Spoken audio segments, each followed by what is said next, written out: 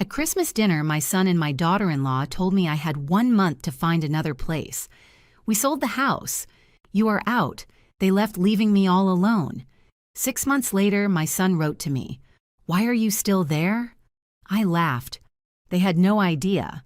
Who bought the house? On the night of December 24th, while I was serving the last plate of honey-glazed ham that I'd been preparing since 5 in the morning, my son Ryan dropped the words that would destroy everything I knew as a family. "Mom, we sold the house. You have a month to leave."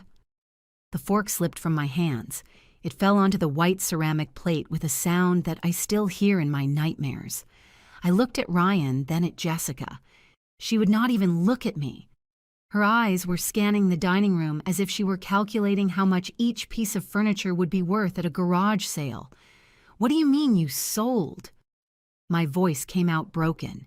"This is my house." Ryan wiped his mouth with the embroidered napkin that I had stitched myself 30 years ago. "We talked about this a while ago, Mom. We need the money. The buyers want the property empty by February. If this story is stirring something inside you, subscribe to the channel because nobody saw what was coming next." Jessica finally spoke with that sweet and poisonous voice she had perfected during 12 years of marriage to my son. "I am sure you will find a nice place, sweetie. There are very comfortable residences for people your age." People your age. As if my 67 years turned me into an old piece of furniture that was no longer useful. But Ryan, this house. The words were getting stuck in my throat. "You were born here. Here your father and I—" Please do not make it any harder. Ryan got up from the table. The Christmas tree I had decorated for 2 days was blinking behind him with little red and gold lights. Everything seemed like a macabre joke. "It is already decided. The signing of the deed was last week." I froze. "Last week? It is just a legal formality, Mom." Jessica also stood up, adjusting the burgundy sweater I had given her the year before. "The house has been in Ryan's name for 3 years. Remember, you signed the papers to help us with the bank." Of course I remembered. They had told me it was for a loan, that I would still be the owner, that it was just a favor. "Where are Sam and Emma?" I asked suddenly. "My grandchildren. You said they would come to dinner." Ryan avoided my gaze. "They are with Jessica's parents. We thought it was better this way. Better, for whom they left 10 minutes later. They did not even taste the pumpkin pie I had prepared, nor did they touch the stuffing." The door closed and I was left alone, surrounded by full plates, Christmas carols, playing on the radio, and the echo of a betrayal I still could not process. I walked to my bedroom like a sleepwalker. On the wooden dresser that Arthur, my late husband, had built with his own hands, I saw the envelope. They had left it there on the crocheted quilt, which took me 6 months to finish. I opened it with trembling hands. "Thanks for understanding, Mom. It is for our future. We love you." I sat on the bed and cried until I had no tears left. I cried for my son. I cried for the house we built brick by brick. I cried for the Christmas that had just died right before my eyes. But what Ryan and Jessica did not know, what they never imagined while they were toasting at her parents' house that night, is that I had started moving my own pieces 2 months before that dinner. Because a mother can forgive many things, but nobody, absolutely nobody, takes the roof from a woman who spent 40 years building it without that woman fighting back. And my answer, neither they nor anyone else saw it coming. I woke up on December 25th with swollen eyes and a pain in my chest that no pill could cure. The house was silent, a silence that used to comfort me and now crushed me. I walked barefoot to the kitchen. The dinner plates were still there, the food cold, the candles half melted. I started cleaning because it was the only thing I knew how to do when the world was falling apart. Washing dishes, putting away food, pretending everything was still in order, but my mind was somewhere else. I was remembering. Arthur and I bought this lot in 1981. I was 23 years old and pregnant with Ryan. The land was on the outskirts of the city in a neighborhood that was just beginning to be populated. We had almost nothing. Arthur worked as a carpenter's assistant, and I sold homemade pies on the church corner every Sunday. "We will raise our home here, Amy," he told me, while we stepped on the mud of what would one day be our patio, brick by brick. And so it was. For 35 years, we built this house with our hands. Arthur made the furniture. I sewed the curtains. We painted the walls together on Sundays. When Ryan turned 5, we added the second floor. When he turned 15, we renovated the whole kitchen because I dreamed of having a 6-burner stove. This house was not just a property valued at $350,000, as stated in the appraisal I found hidden in Ryan's drawer 2 months ago. This house was every early morning Arthur went out to work, every Sunday that I sold 500 pies to save up for the steel beams, every drop of sweat, every dollar saved, every dream fulfilled. Arthur died 8 years ago from a sudden heart attack. He fell in his workshop while building a crib for Emma, our granddaughter who had just been born. I found him there with the saw still in his hand and a calm smile on his face. I was left alone with my pension of $900 a month in this house. I kept working until I was 64, first as a seamstress from home and then selling cupcakes at neighborhood parties. It was not much, but it was enough. It was my dignity. Ryan married Jessica when he was 30. From the beginning, my dear friend Eleanor warned me, "That girl measures your house with her eyes, Amy. She does not look at you, she looks at your walls." But I did not want to listen. She was the woman my son loved. I just wanted him to be happy. How foolish I was. I opened the drawer where I keep my important documents. There it was. The deed I signed 3 years ago. Ryan had arrived crying with Jessica by his side. "Mom, the bank is denying us the credit for our new house. They say your property affects our credit profile. If you put the house in my name just as a formality, we will be able to qualify.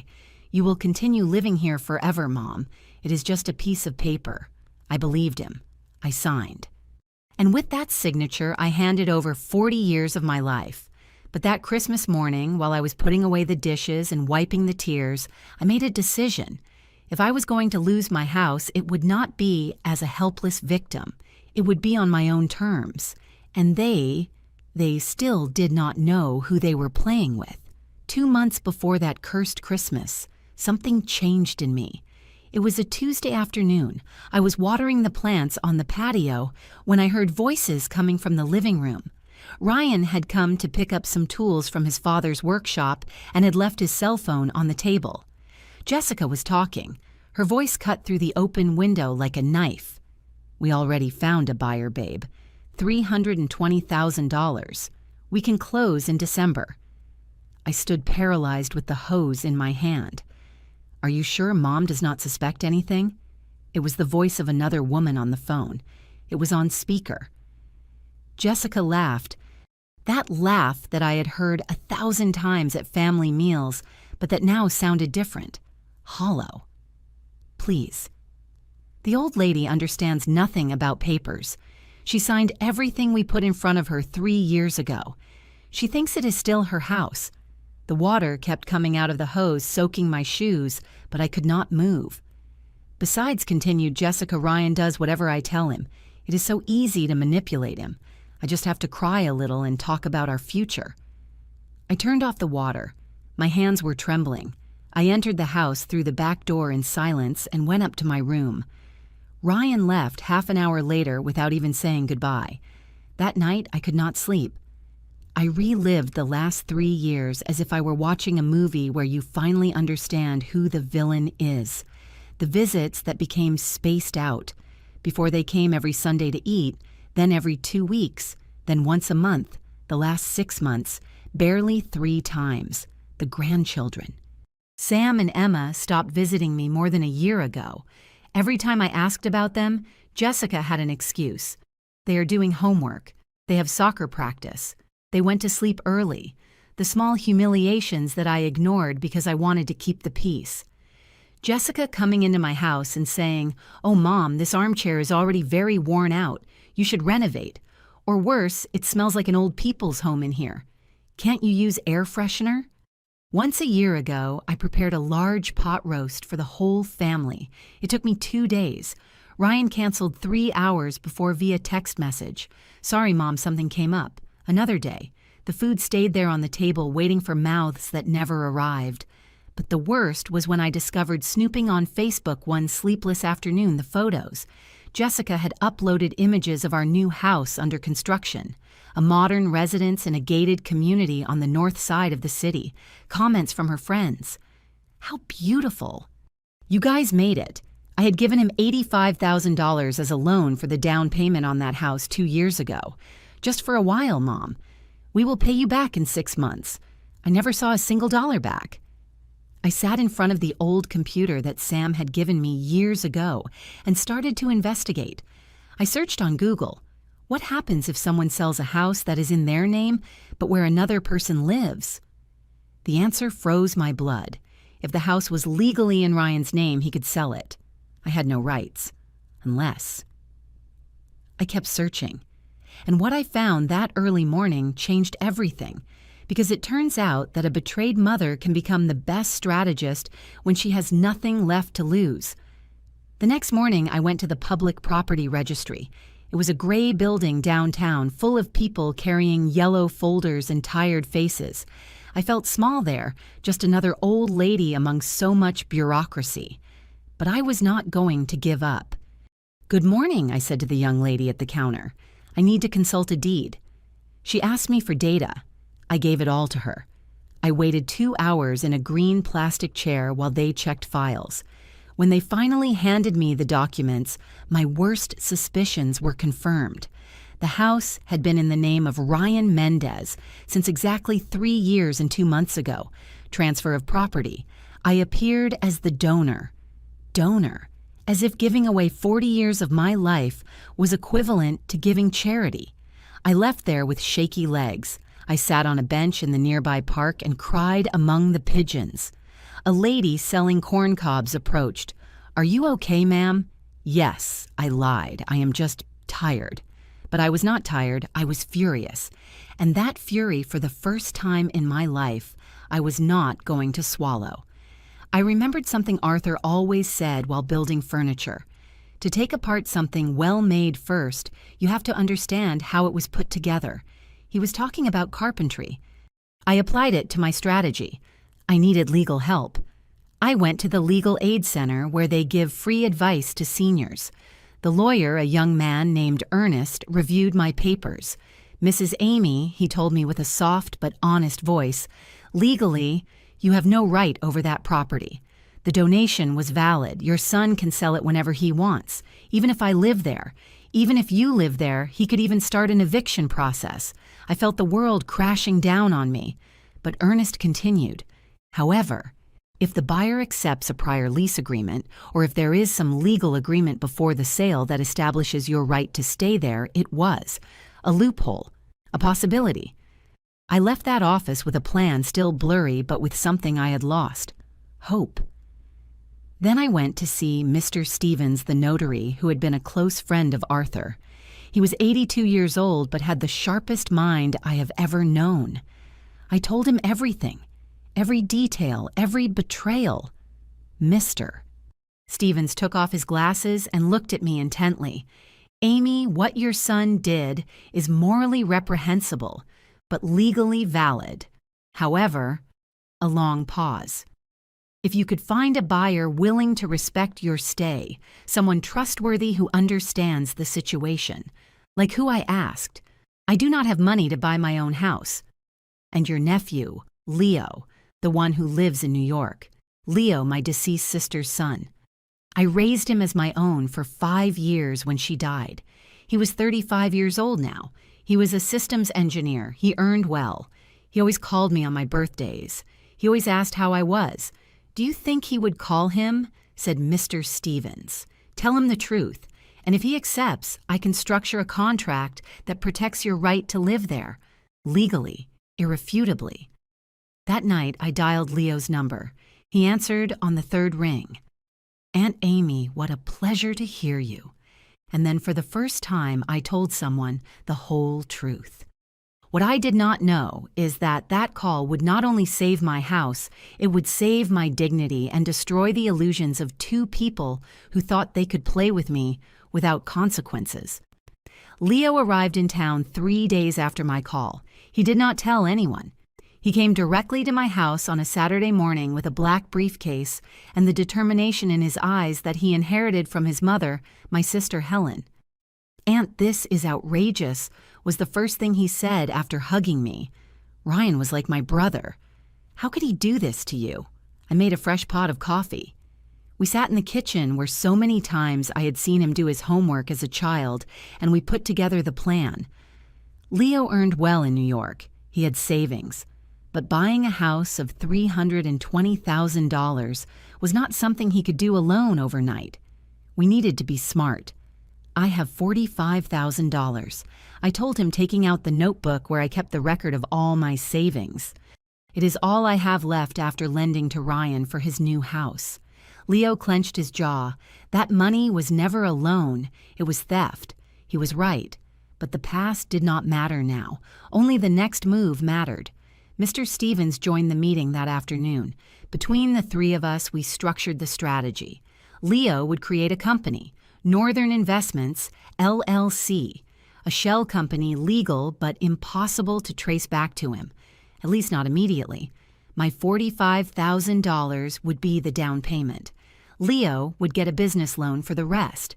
Later, with time, I would pay him back everything by selling the few gold jewelry pieces. I had some furniture, whatever was necessary. But first we had to win the game against them.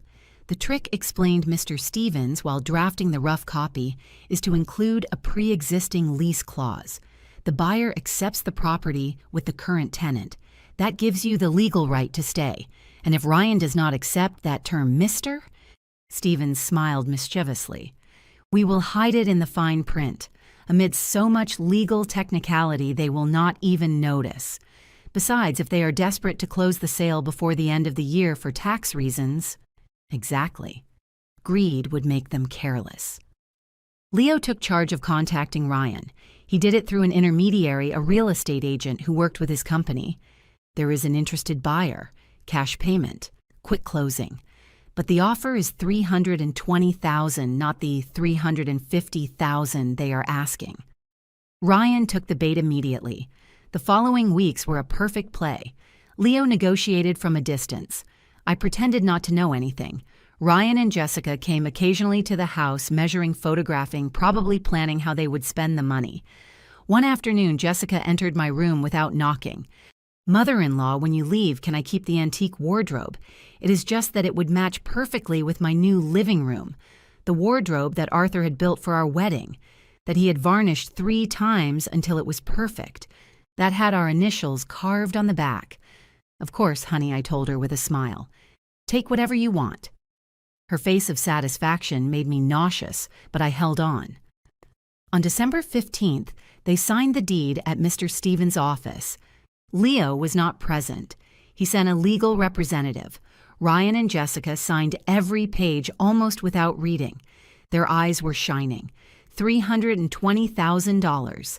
Enough to finish their new house, and they would still have enough left over for a car. Mr. Stevens handed them the check. They took it as if it were a winning lottery ticket. "By the way," said Mr. Stevens casually, while putting away the documents, Clause 7.3 establishes respect for the current lease contract. Standard procedure. Ryan barely nodded. Jessica was already calculating expenses on her cell phone. They left there millionaires, and I stayed in my chair watching them leave, knowing something they still did not know, that they had just sold me my own house, and that the real game was just beginning. After Christmas dinner, after they left, leaving me among the dirty dishes and broken promises, I fell into a dark well that I did not know existed inside me. 3 days I went without tasting food, only black coffee and water. I spent my time in bed hugging Arthur's pillow that still kept his scent after 8 years. Or maybe it was my imagination. Maybe it was just my desperation trying to hold on to something. On the nightstand was the photo album. I opened it with trembling hands. Ryan at 3 months wrapped in a knitted blanket that my mother-in-law gave me. Ryan at 5 years old with his new kindergarten uniform smiling at me as if I were his hero. Ryan at 15 graduating from middle school with honors. Me by his side, proud in my floral dress that I had bought, especially for that occasion. Ryan at 25 on his wedding day, hugging me and whispering in my ear, "Thanks for everything, Mom. You are the best mother in the world. At what moment did I lose that boy? At what moment did he turn into the man who took away my roof?" I cried until I fell asleep. I dreamed of Arthur. He was in his workshop, sanding a piece of wood, whistling an old song. He turned to see me and smiled. "Do not cry, my Amy. You still have battles to win." I woke up with a start. It was 3 in the morning.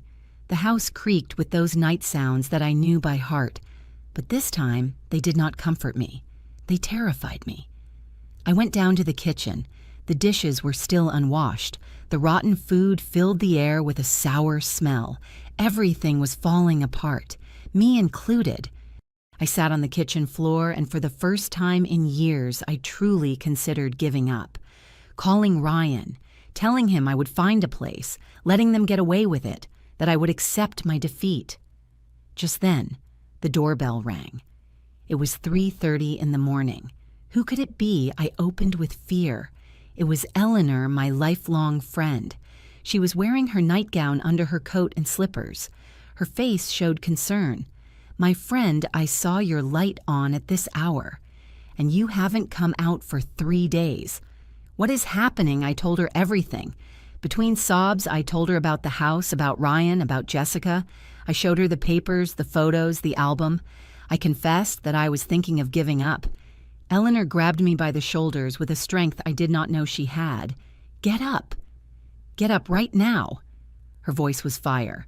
"Those people stole your house. But are you going to hand over your dignity too?" "No, Amy, no, I can't anymore."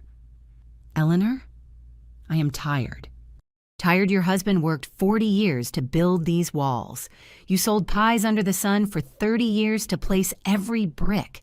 And now you are going to give up because your son turned out to be ungrateful." Her words pierced me like needles. "Ryan lost his mother the day he decided to betray you. But you have not lost your dignity. Not yet." Eleanor forced me to stand up.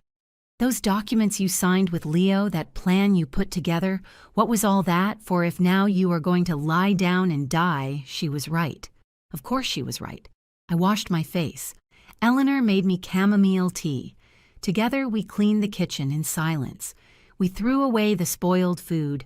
We washed every plate. We swept. We mopped. When the sun began to rise, my house was back in order. And so was I. "Thank you, my friend," I said, hugging her.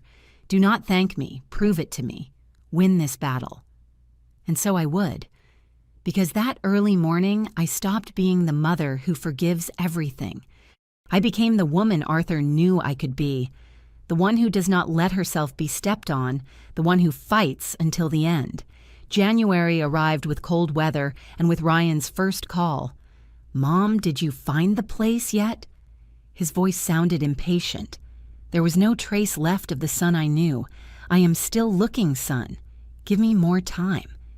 He hung up without saying goodbye. I started packing, slowly, box by box. Not because I was going to leave, but because I needed to check every corner of this house. Look for evidence, ammunition for the battle to come. In the guest room closet, I found a forgotten cardboard box. Inside were old clothes, Ryan's books from when he was a child, and something that caught my attention. A pink folder with papers. I opened it. They were letters, handwritten. Jessica's handwriting. She had left them forgotten 2 years ago when they came to stay for a week while they remodeled their apartment. Jessica was careless. She always left things lying around. Lying. I began to read, and with every word, something inside me crystallized into pure ice. "Dear Sophie, I swear this old woman never dies. She's already 65 years old. How much longer is she going to live? We need that house now. Ryan is so naive. He does everything I tell him. I convinced him to put the house in his name. Now we just have to wait for the perfect moment to sell. His mother is so dumb she does not even understand. It is no longer her property. I had to sit down. The world was spinning. Another letter dated 6 months later. We already found a buyer, an investor from the north. They offer $3.2 million. Ryan wants to wait. He says he feels bad for his mom, but I will convince him. I always do. I just need to cry a little and talk about our children, about their future. He always caves. There was more, much more. Photographs I had not seen. In one, Jessica appeared hugging a man who was not Ryan, kissing in a restaurant. On the back with sloppy handwriting, "Dave, my love, soon we will be free. Dave." I searched on her social media using the computer. It was not difficult to find him. Dave Fuentes, architect, partner in a real estate agency, married, with 2 children. Jessica was not only stealing my house, she was cheating on my son with a man who was surely helping her sell properties. But there was something else in that box. Bank documents, account statements, a loan in my name for $18,000 that I never authorized, my signature forged, or maybe I signed without realizing, trusting, believing it was another favor. I photographed everything with my cell phone. Sam, my grandson, had taught me how to use the camera and send photos by WhatsApp. "Grandma, you just press here, and it saves to your gallery." I saved every piece of evidence meticulously. The letters, the photos, the bank documents, everything in a manila envelope that I hid in the safest place I knew. Inside the mattress of my bed, in a slit I made with my sewing scissors.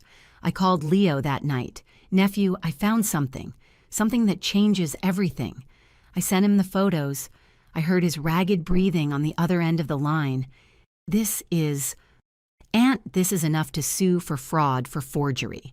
Jessica could go to jail, I know I said with a calm voice, but we are not going to use these letters yet.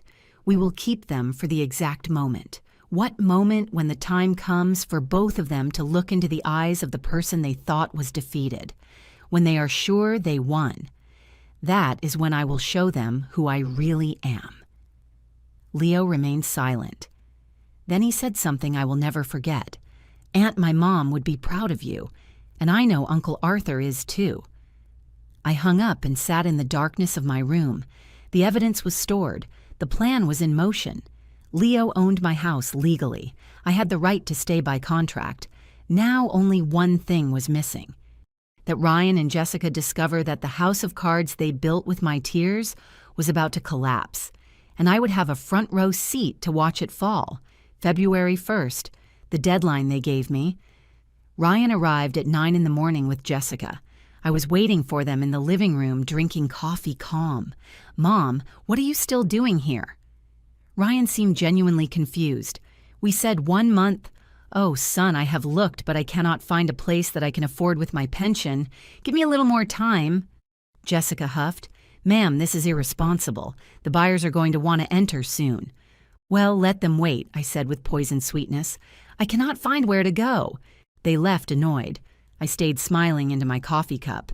March. Ryan called every week. "Did you find something already, Mom?" Always the same question. Always my same answer. I am still looking. In April, they came together. This time, Jessica lost her composure. "Enough. This is ridiculous." "You are 2 months late," she was shouting in my living room with her finger pointing at me. "You cannot continue here. This house is no longer yours." Ryan tried to calm her down. "Jessica, please." "No, your mother is sabotaging us. Do you not see it?" "The company from the north is asking why they cannot take possession. They can sue us." I remained seated knitting a sweater for Emma. I did not even look up. They can sue whatever they want. I still have not found where to leave. Jessica was red with fury. "You are selfish, a selfish old woman who only thinks about herself." Those words should have hurt me. Months ago, they would have destroyed me, but now they just made me laugh on the inside. Because she did not know. Neither of them knew. "Honey," I finally said, looking up from my knitting, "this is my house. I have been here 40 years. I will not leave until I am ready." They left, slamming the door. I heard Jessica yelling at Ryan in the street. "Your mother is crazy, do something." May arrived with heat and with their desperation growing like weeds. Ryan came alone on a Tuesday afternoon. He looked haggard. Dark circles. He had lost weight. "Mom, please," he was almost begging. "The people from the north are pressuring. They say if you do not hand over the house soon, they will sue us for breach of contract.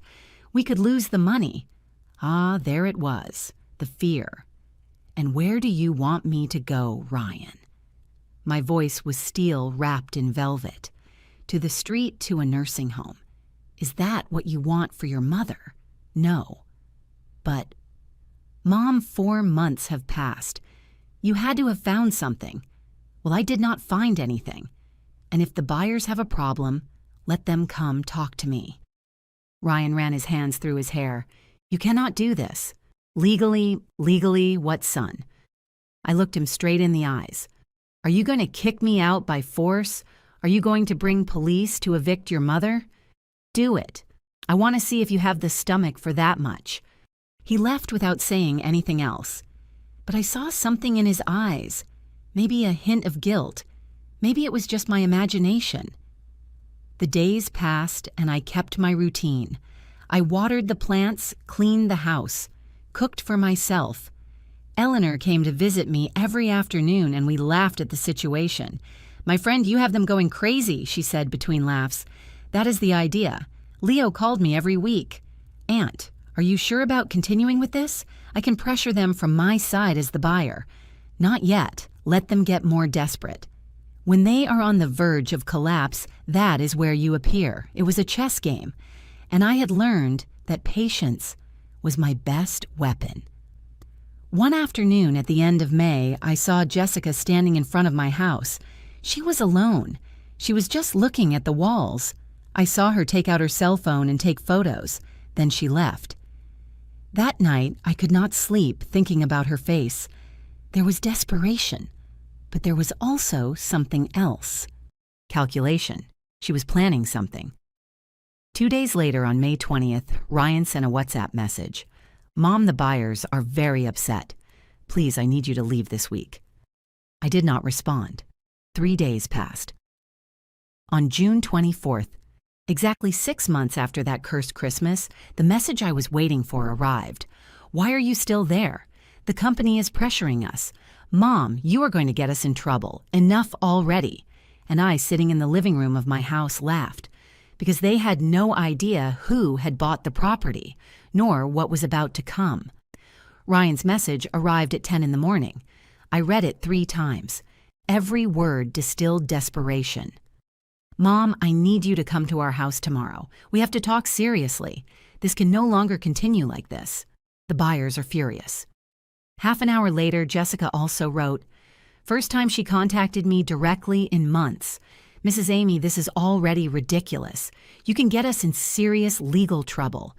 Please have some consideration." Consideration.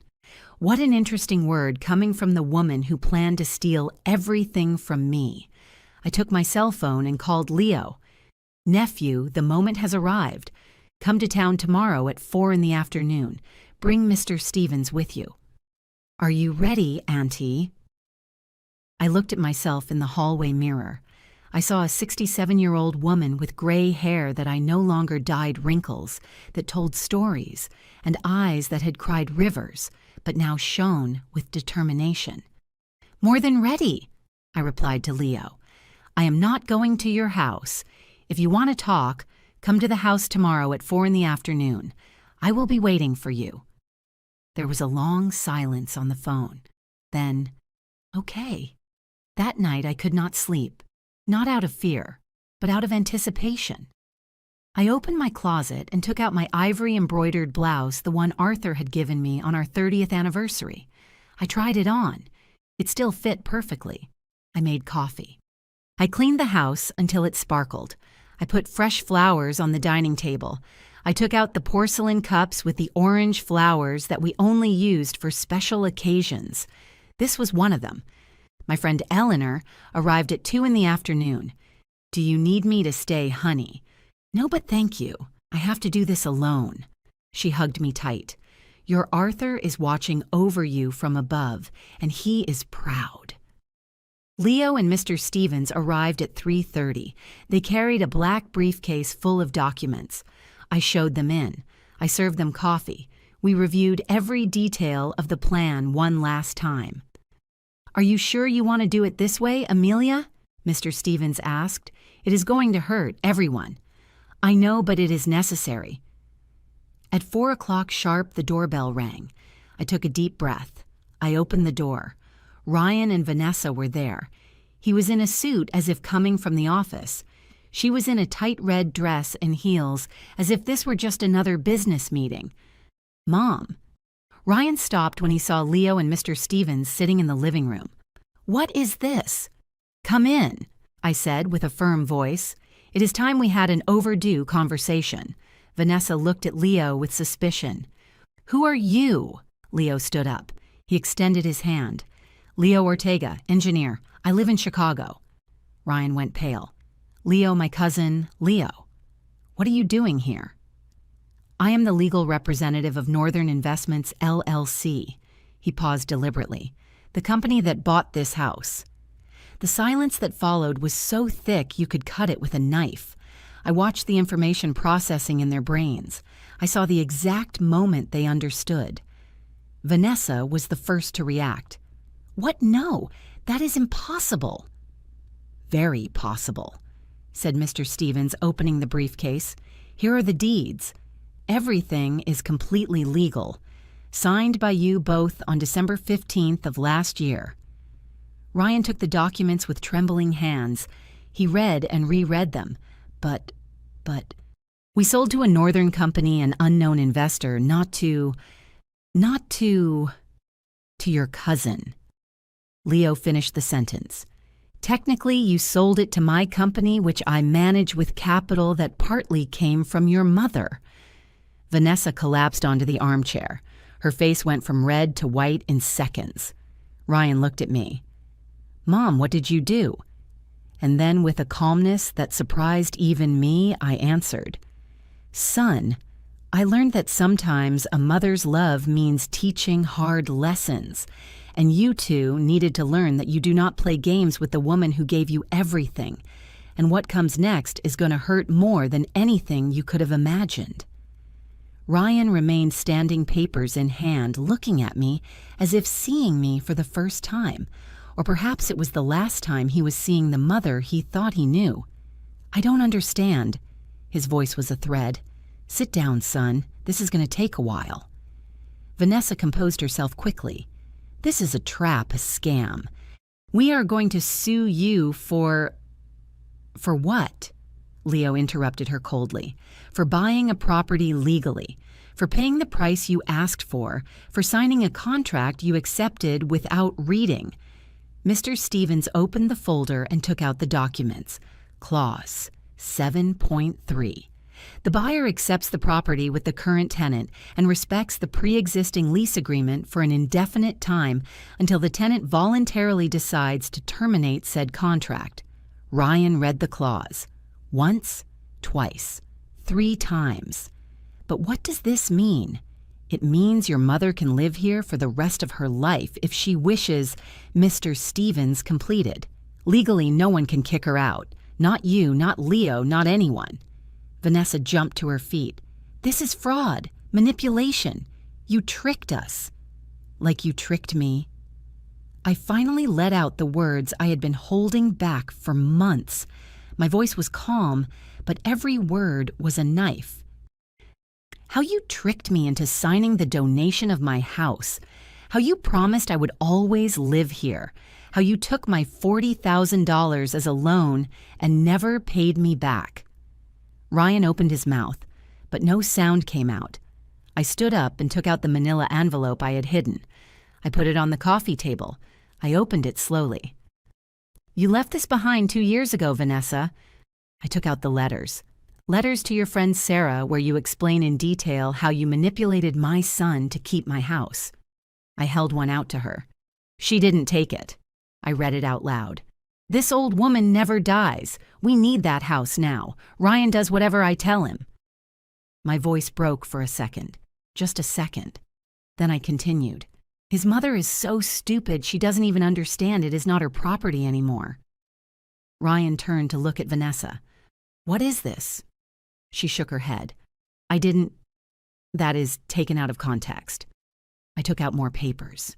Here is the loan for $10,000. In my name, with my signature, that I never consciously authorized. Mom, that was to help us with what, Ryan? With your new house. The one you built while I was eating beans to stretch my pension. Tears began to fall, but I held them back. I worked until I was 64 to keep this house. Your father died building a crib for your daughter, and you decided all of that was worth nothing. I took out the photographs. Vanessa went pale. They were the photos with Dave. Who is he, Vanessa? Asked Ryan, taking a photo. Nobody. Dave Miller, architect, real estate partner. I dropped every word like a stone. Your lover for over a year, married, with 2 kids. Ryan dropped the photos as if they burned. He looked at Vanessa. She was crying now, but not from sadness, from rage, from being discovered. Ryan, I can explain. He means nothing. It was a mistake. Ryan raised a hand. His face was a mask of pain. Shut up. Leo intervened. We have 2 options here. Option 1. We press charges for identity theft, document forgery, and misappropriation of funds. Vanessa could face 3 to 8 years in prison. Vanessa sobbed louder. Option 2.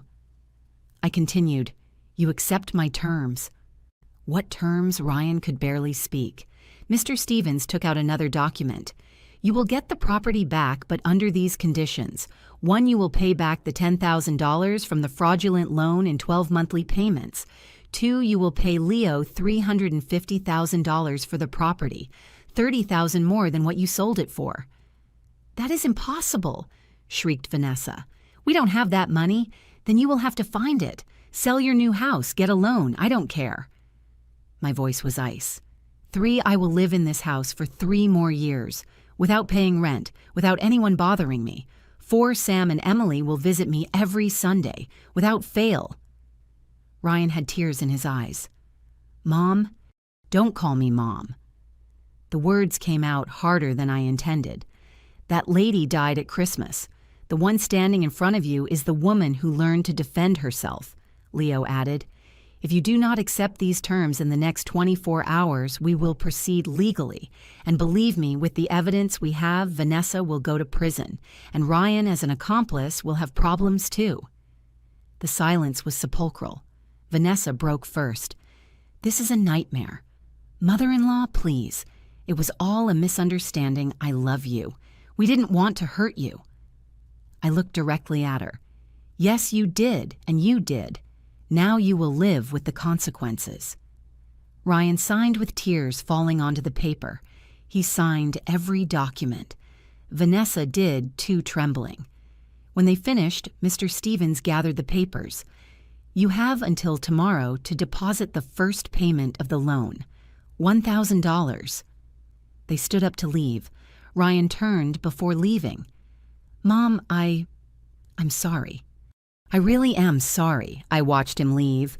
I saw how he carried the weight of his decisions on his shoulders. And although part of me wanted to hug him, another part, the part that had learned to survive, simply closed the door. Because some apologies arrive too late, and some lessons are only learned through pain. When the door closed behind them, my legs finally gave out. Leo caught me before I hit the floor. Auntie, are you okay? I was not okay. I was exhausted. I was shaking. I had held on to so much strength for so long that now that everything was out, my body simply surrendered. Mr. Stevens poured me a glass of water. Eleanor, who had been waiting in the kitchen during the entire meeting, ran out and hugged me. It is over, honey. It is over. But it wasn't over. It was just beginning. Leo stayed that night. Eleanor, too. Neither wanted to leave me alone. We ate chicken soup that Eleanor prepared. No one spoke much. There wasn't much to say. The next day at 10 in the morning, my cell phone rang. It was a bank notification. Transfer received, $1,000 from Ryan Mendez. Leo checked his account. Auntie, they also deposited the first payment for the house price, $2,000. They were complying.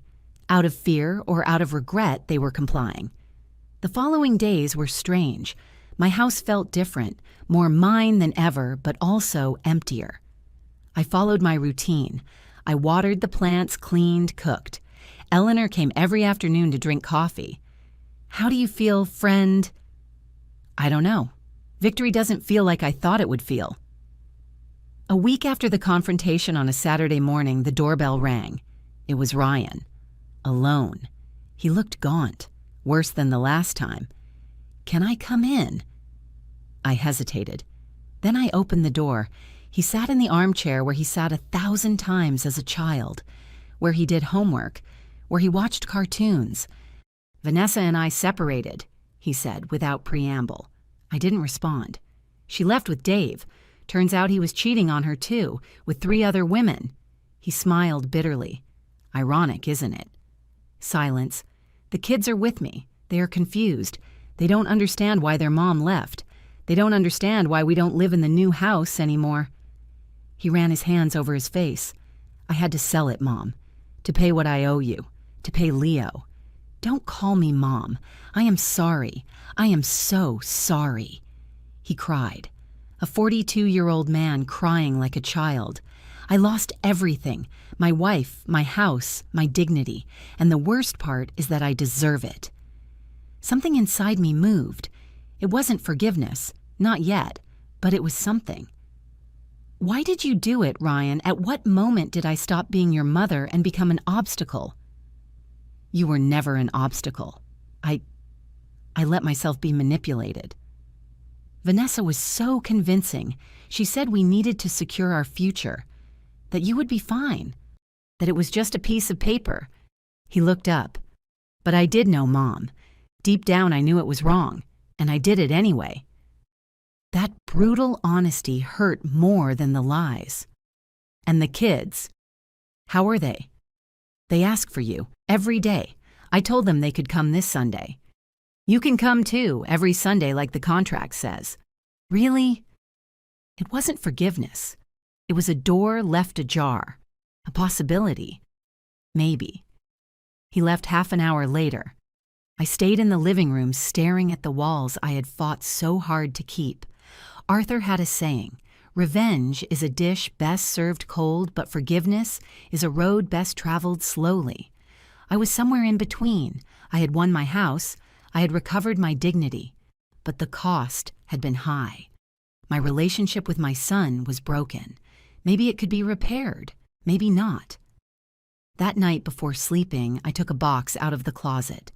It was the box where I kept Arthur's things, his watch, his tools, a photo of us on our wedding day, so young, so full of hope. I did it, love, I whispered to the photo. I defended what was ours, but I feel empty. The clock he left chimed every hour, like always, constant, reminding me that time kept moving forward, and that now, with my house secured and my dignity intact, I had to decide what to do with the time I had left. If I would fill it with resentment, or if I would give my son's redemption a chance.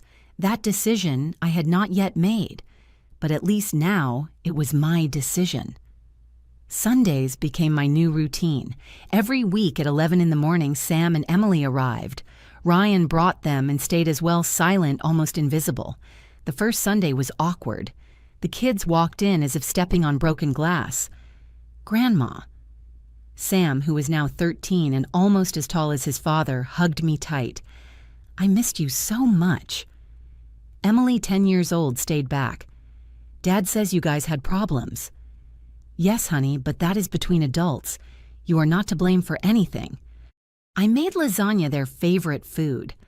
I watched them devour everything as if they hadn't eaten in days. Ryan barely touched his plate. Where is Mom?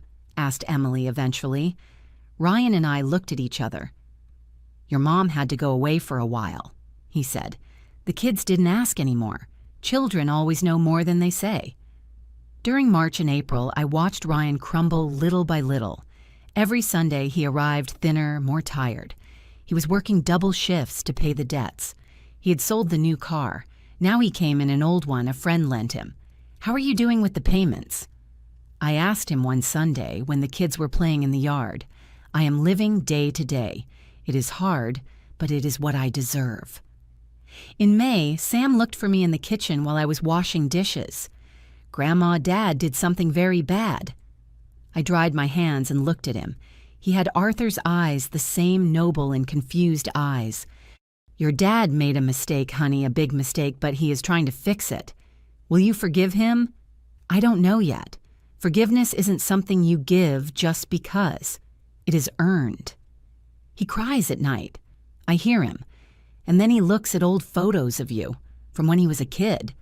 Those words went through my chest like arrows. June arrived with suffocating heat and an unexpected call. It was the bank. Vanessa had tried to take out a loan using my identity again, but this time, with all the alerts we had set up after discovering the previous fraud, they caught her. Ryan arrived running to my house that afternoon. "Mom Vanessa is in custody. She tried to forge documents again. They can prosecute her. Let them prosecute her. It is no longer my problem, nor yours." "But the kids are better off without her, and you know it." He was right, and I knew it. Vanessa got out on bail 2 days later and disappeared. No one heard from her again. Ryan received the divorce papers a month later. By July, something had changed in Ryan. He kept coming every Sunday, but now he brought things. One Sunday, he fixed the kitchen faucet that was leaking. Another Sunday, he mowed the entire lawn. Another, he painted the front fence that was rusty. "You don't have to do this," I told him. "I know, but I want to." One afternoon in August, while Sam and Emily were watching TV, Ryan and I sat on the patio. The same patio where Arthur and I dreamed of the future decades ago. "I have been going to therapy," he said suddenly. "Twice a week with a psychologist. Yeah, I reprocessed Dad's death and I let myself be manipulated by Vanessa because I was looking to fill a void. It is not an excuse, but it is the reason." I listened without interrupting. "I also realized that I took you for granted my whole life. I assumed you would always be there no matter how I treated you. I assumed your love was infinite and unbreakable." He wiped away a tear.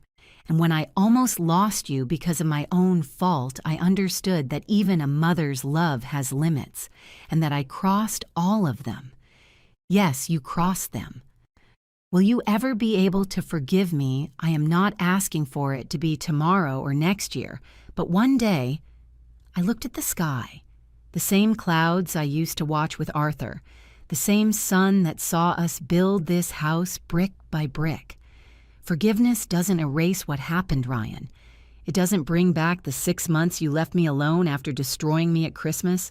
It doesn't erase the nights I cried thinking my only son hated me. "I know, but—" I paused. "I can give you the chance to be better. Not for me, for you, for your children." His shoulders shook. "Thank you. I don't deserve even that. You are right, you don't deserve it. But I am not like you. I don't abandon my family, even when they hurt me." That was the first time I saw him really understand the weight of what he had done. And the first time I understood that maybe, just maybe, justice doesn't always have to be bitter. Sometimes it can be mixed with a pinch of hope. December arrived again. Exactly 1 year since that Christmas that split my life in two. This time when I opened my eyes on December 24th, I didn't feel the same panic. The house was still mine.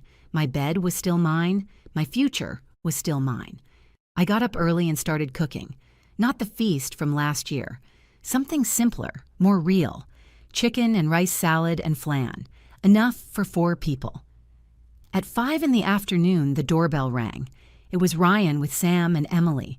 The kids brought a cake they had decorated themselves.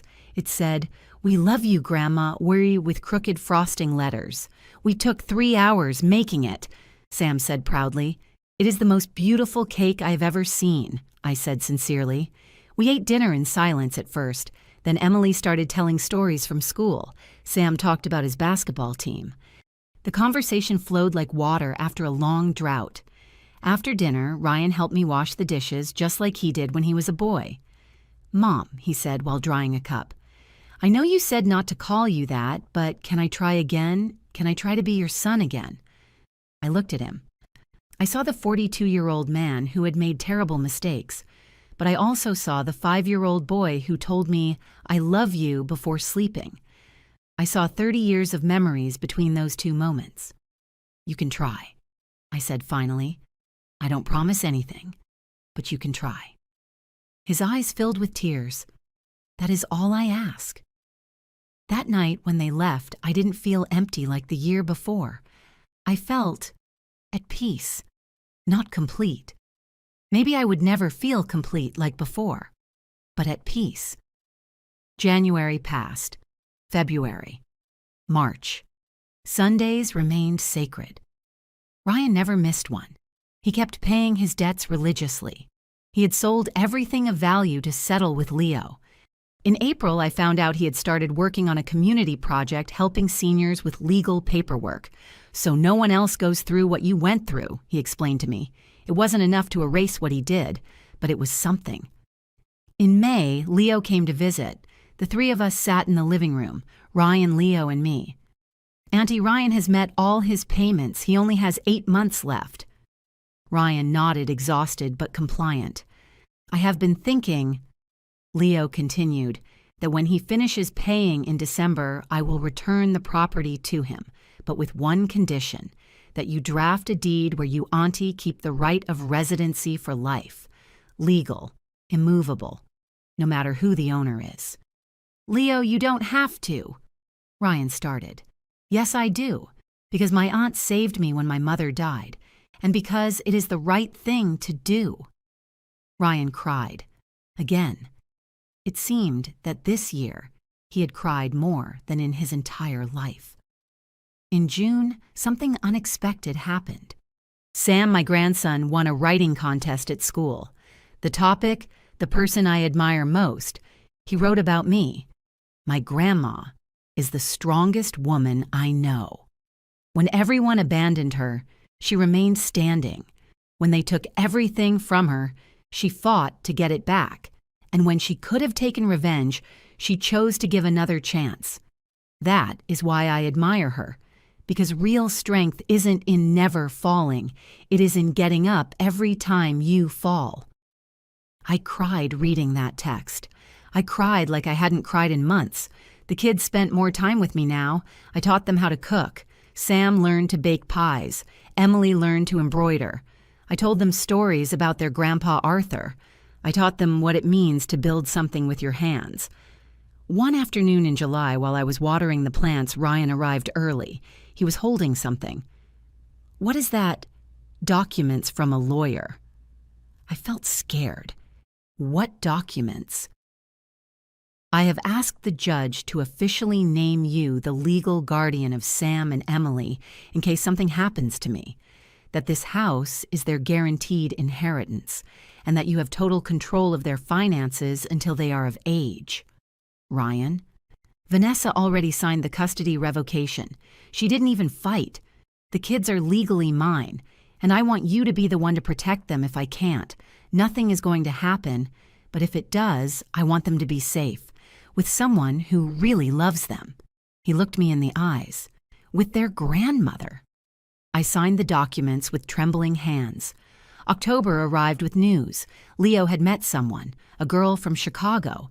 They were going to get engaged. He invited me to the wedding for February of the following year. And Ryan, my son, who betrayed me, who destroyed me, who forced me to fight for my own house. He asked me if he could accompany me to the wedding.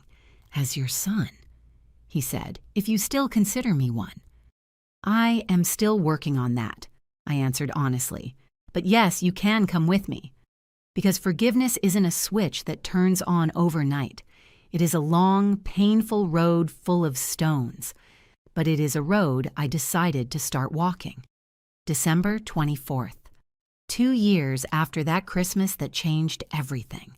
This time the table was set with all the love I used to put into it, but with all the wisdom I now had. It wasn't the table of a naive woman who trusted blindly. It was the table of a woman who had learned that love must also protect itself. Ryan arrived with the kids at 6 in the evening. Sam was 14 now, almost a man. Emily, 11, helped set the table without being asked. Dinner was simple. Roast turkey with gravy, mashed potatoes, salad, and the holiday punch Arthur loved. The candles were lit. The tree twinkled with the same little lights as always. But everything was different. "Grandma, can I say something?" Sam raised his cup of punch. "Sure, honey." "I want to make a toast to you for teaching us that it is okay to set boundaries, for showing us that love doesn't mean letting yourself be trampled on, and for giving us all a second chance," Ryan added with a broken voice. "To the bravest woman I know who taught me the hardest lesson of my life and who still didn't abandon me completely."